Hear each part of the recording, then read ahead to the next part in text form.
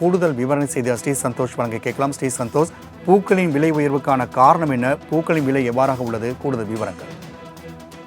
வணக்கம். கோயம்பேடு மார்க்கெட்டில் சென்னையினுடைய பிற பகுதியில் இருந்தும் அதே போல சென்னை மாநகரில் இருக்கக்கூடிய பொதுமக்களின் வசதிக்காகவும் பூக்கள் என்பது அதிக அளவு மார்க்கெட்டில் விற்பனை செய்யப்படும். இந்த நிலையில் இந்த மார்கழி பிறப்பு அதே போல கார்த்திகை மாதம் என்பதால் இந்த பூக்களினுடைய விலை என்பது விலை உயர்ந்திருப்பதாக தகவல் தெரிவித்திருக்கின்றன.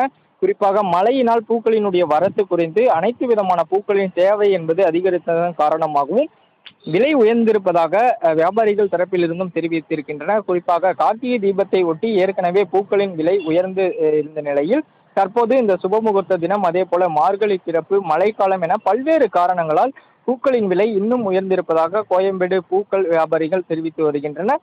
கடந்த 3 நாட்களுக்கு முன்பு 1 கிலோ ஐஸ் மல்லி 600க்கு விற்பனையான நிலையில் இன்று 1200 ரூபாய் உயர்ந்து 1 கிலோ 1800க்கு விற்பனை என்பதும் செய்யப்பட்டிருக்கிறது.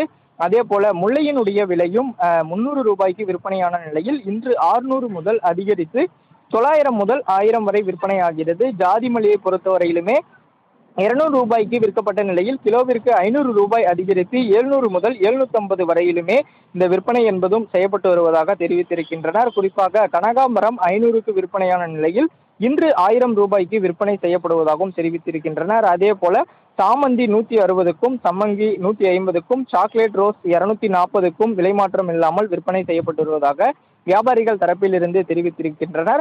ஐயப்ப பக்தர்களின் கூட்டம் அதிகரித்திருப்பதாகவும் அதே போல மழையின் காரணமாக இந்த பூக்களின் வரத்து குறைந்துள்ளதால் விலை உயர்வு என்பது அதிக அளவு காணப்பட்டு வருவதாகவும் வியாபாரிகள் தரப்பிலிருந்து தெரிவித்திருப்பதும் குறிப்பிடத்தக்கது. ராம்குமார். ஸ்ரீ சந்தோஷ், தகவலுக்கு நன்றி.